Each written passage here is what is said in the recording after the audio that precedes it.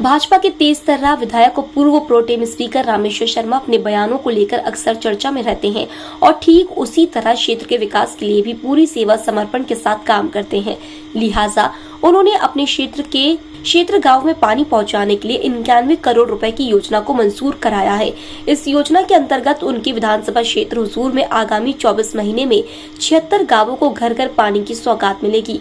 इस योजना से गांव के 1.25 लाख नागरिकों को नल जल योजना का लाभ मिलेगा। इतना ही नहीं, 10 साल तक इसी योजना का मेंटेनेंस भी कंपनी द्वारा किया जाएगा।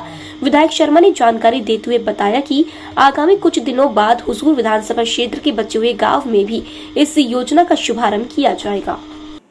विकास की गति में हुजूर विधानसभा में हम लोग एक और बड़ा कदम उठाने जा रहे हैं। भारत के प्रधानमंत्री आदरणीय नरेंद्र मोदी जी और मध्य प्रदेश के मुख्यमंत्री आदरणीय शिवराज सिंह जी ने संपूर्ण भारतवर्ष में शहर में जो जल प्रदाय स्कीम है वैसी ही स्कीम ग्रामीण क्षेत्र में बनाने का निर्णय लिया था।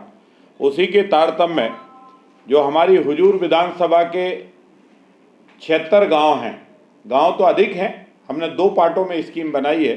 अभी हमने 76 गांव की एक स्कीम बनाई है जो कैरवा डैम से लगे हुए हैं, या यूँ कह लीजिए कि एक कुलार क्षेत्र के गांव हैं, कुलार के बाद कुछ रातीवड़ क्षेत्र के गांव हैं, रातीवड़ क्षेत्र से कुछ फंदा इंदौर मार्ग के हैं और कुछ राजगढ़ ब्यावरा मार्ग के हैं। ऐसे लगभग 76 गांव में हम नल जल स्कीम कैरवा डैम से लागू करने जा रहे हैं और लगभग 91 करोड़ की ये स्कीम है।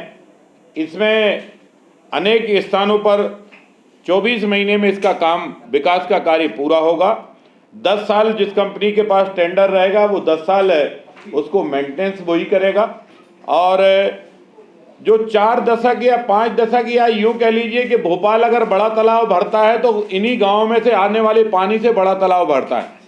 कुलास नदी का व्यापक स्वरूप और गाँव की फसलों को अगर चौपट होती हैं और उसके बाद जो पानी आता है उससे बड़ा तालाब भरता है, और बड़ा तालाब भरता है तब बाकी तालाबों में पानी आता है, या कैरवा भी पानी बढ़ता है तो इन्हीं ग्रामीण क्षेत्र से जो हमारी नदियां आती हैं उन्हीं से पानी बढ़ता है। लेकिन इन सब को खेतों से तालाब में आने वाले पानी के बाद भी ये पानी के हकदार नहीं थे।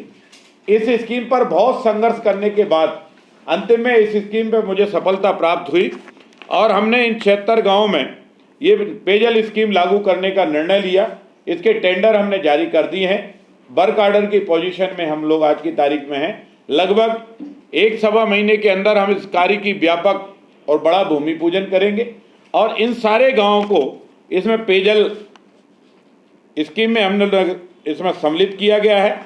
और साथ ही ये एक महत्वपूर्ण बात ये है कि अभी जो हम बोलते थे 4 इमली को पानी मिल रहा है, फलाने को पानी मिल रहा है, तो जो पानी 4 इमली को मिल रहा है ना, वो पानी तुमड़ा को भी मिलेगा, वो पानी बकानिया को भी मिलेगा, वो पानी बरखेड़ा सालम को भी मिलेगा, वो पानी खोरी धामनिया को भी मिलेगा, वो पानी हमारा फंदा को भी मिलेगा, वो खजूरी को भी मिलेगा, वो टीला खेड़ी को भी मिलेगा, वो साजता को भी मिलेगा, वो सिकंदराबाद को भी मिलेगा, वो रातीवड़ को भी मिलेगा, वो हमारे जो है अमरावत खुर्द को भी मिलेगा, सुरैया नगर को भी मिलेगा, कजली खेड़ा को भी मिलेगा, काला पानी को भी मिलेगा, रतनपुर को भी उसका पानी मिलेगा, बरखेड़ा नातू को मिलेगा, मुगालिया छाप को मिलेगा, ईंट खेड़ी को मिलेगा, कजलास को मिलेगा, मुरला को मिलेगा, डोबरा को मिलेगा, फतेहपुर को मिलेगा, आमला को मिलेगा, सरवर को मिलेगा। ऐसे लगभग 76 गाँव इसमें हमने प्रिंट भी किए हैं, वो दे रहे हैं।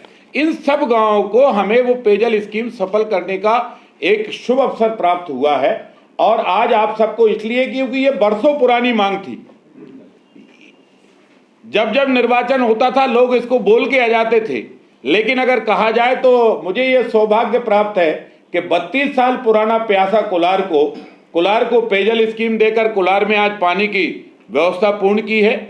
और वहीं इन 76 गाँव को भी हम पेयजल स्कीम से जोड़ रहे हैं।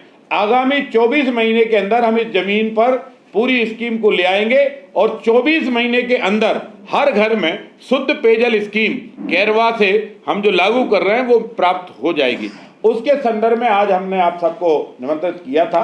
इसके साथ इसका नक्शा भी लगा है, आप देखेंगे तो इसका नक्शा है।